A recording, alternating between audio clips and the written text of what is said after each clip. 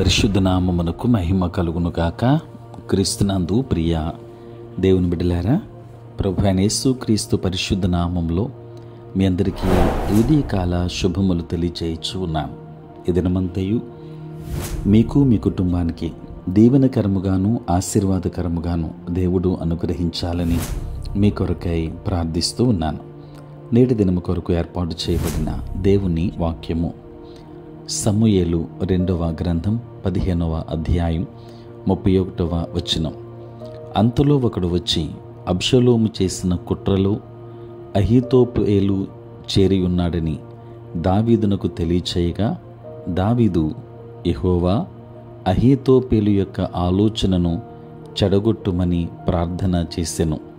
ప్రియులారా, నేటి దినము కొరకు ఏర్పాటు చేయబడిన ధ్యానాంశము శత్రువును ప్రార్థనతో జయించు. ప్రియులారా, రాజైన దావీదు అబ్షలోము యొక్క తిరుగుబాటు కారణంగా సింహాసనాన్ని వదిలి తన జనులతో కలిసి వెళ్ళిపోతున్నాడు. ఏడుస్తూ తల కప్పుకొని పాదరక్షలు లేకుండా ఒలీవ చెట్ల కొండను ఎక్కి వెళ్తున్నాడు. అతడు యుద్ధం చేయకుండా సింహాసనాన్ని వదిలి వెళ్ళిపోవడానికి కారణం తన కుమారుని పట్ల తనకు గల ప్రేమ గల హృదయమే. దేవుని బిడ్డలారా, దావీదు సింహాసనం విడిచిపెట్టాడు, కానీ ప్రేమగల హృదయం విడిచిపెట్టుకోలేదు. నేడు మనుష్యులు వారి గొప్పతనం కోసం కక్షగల హృదయాలతో జీవించేవారిని అనేకులను మనం చూడొచ్చు.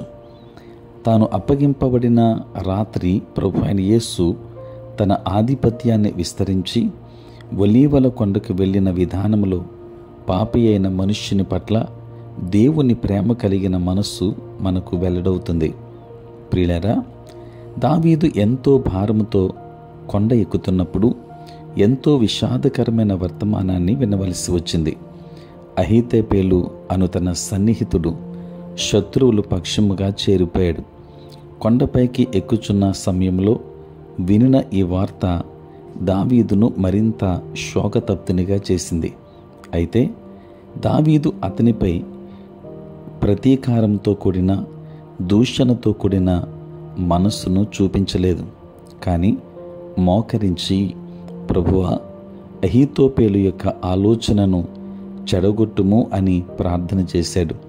దేవుని బిడ్డలారా, అతని గూర్చి ఒక్క చెడు మాట అయినా దావీదు పలకలేదు. ఒకవైపు భారాన్ని భరించడానికి సిద్ధపడుతూనే ప్రార్థనలో దేవుని సహాయం కొరకు కనిపెడుతున్నాడు. దేవుని బిడ్డలారా, తాను అప్పగింపబడిన రాత్రి తనతో పాటు ఎంతో సన్నిహితుడుగా మెలిగిన యోధ వైరిపక్షములో చేరిపోయాడు అని తెలిసి కూడా ప్రభు అయిన యేసుక్రీస్తు వారు, తండ్రి, నిశ్చితమైతే ఈ గిన్నెను నా ఎదురు నుండి తొలగించుము అని అంటూ దేవునికి ప్రార్థన చేయుట, దేవునిపై ఆధారపడుటను గూర్చిన శ్రేష్టమైన విధానాన్ని గూర్చి మనకు నేర్పిస్తుంది. కనుక మనము మన శత్రువును ప్రార్థనతో కూడా జయించవచ్చు. వారి చెడు ఆలోచనను, చెడు క్రియలను, చెడు తలంపులను తొలగించుము అని మనము ప్రార్థన చేస్తూ ప్రార్థన ద్వారా శత్రువును జయించగలము అనే సత్యాన్ని ఈ వాక్యం ద్వారా పరిశుద్ధాత్మదేవుడు మనకు తెలియపరుస్తూ ఉన్నాడు. కనుక నీ శత్రువు కొరకు ప్రార్థన చేయి, ప్రార్థనతో విజయాన్ని సాధించు. దేవుడు నీకు తోడై ఉండునుగాక. ఆమేన్. ప్రార్థన. పరిశుద్ధుడైన తండ్రి, ప్రేమ కలిగిన ప్రభువానికి స్తోత్రాలు. రాత్రంతయు కాపాడి సంరక్షించి సుఖనిద్రను మాకు దయచేసి మా జీవితంలో మరి యొక్క నూతన దినాన్ని మేము చూడగలిగే భాగ్యాన్ని ప్రభువా మీరు మాకు ఇచ్చినందులకే స్తోత్రాలు. ఈ దినమంతా కూడా మీ సన్నిధి మాతో ఉంచండి, మీ ప్రసన్నత మాకు దయచేయండి. నేటి మా పనులలోనూ, ప్రయాణములలోనూ, పరిచర్యలోనూ తోడుగా ఉండండి. బలహీనుడైన బిడ్డలను బలపరచండి. అనారోగ్యంతో ఉన్న వారికి ఆరోగ్యాన్ని ఇవ్వండి. సమస్యలతో ఉన్న వారికి సమాధానమును దయచేయండి. దేవానికి స్తోత్రాలు. ప్రభు, రక్షణ లేని వారికి రక్షణ అనుగ్రహించండి. తండ్రి, పుట్టినరోజు, పెళ్లి రోజు జరుపుకొనుచున్న బిడ్డలను దీవించి నూతన ఆశీర్వాదాలు మెండుగా వారికి అనుగ్రహించండి. తండ్రి, ప్రభు, నీ సేవా పరిచర్య చేయుచున్న ప్రతి సేవకుని మీరు దీవించమని ప్రార్థిస్తూ ఉన్నాను. ఆంధ్ర ఎవాంజలికల్ లూథరన్ సంఘాన్ని ఆశీర్వదించండి. సార్వత్రిక క్రైస్తవ సంఘాన్ని దీవించండి తండ్రి. ఉద్యోగస్తులు, వ్యాపారస్తులు, కష్టపడి పని చేసుకుంటున్న ప్రతి ఒక్కరి మీద నీ కృపాహస్తము నుంచండి. ప్రతిదినం ఈ ప్రాతకాలపు ధ్యానములలో ఏకీభవిస్తూ ఉన్న ప్రతి బిడ్డ మీద నీ కృపాహస్తము నుంచి ఆశీర్వదించుమని, చదువుకున్న బిడ్డలకు కావలసిన జ్ఞానమును ఇవ్వమని యేసు నామములో అడిగి వేడుకొనుచున్నాము తండ్రి.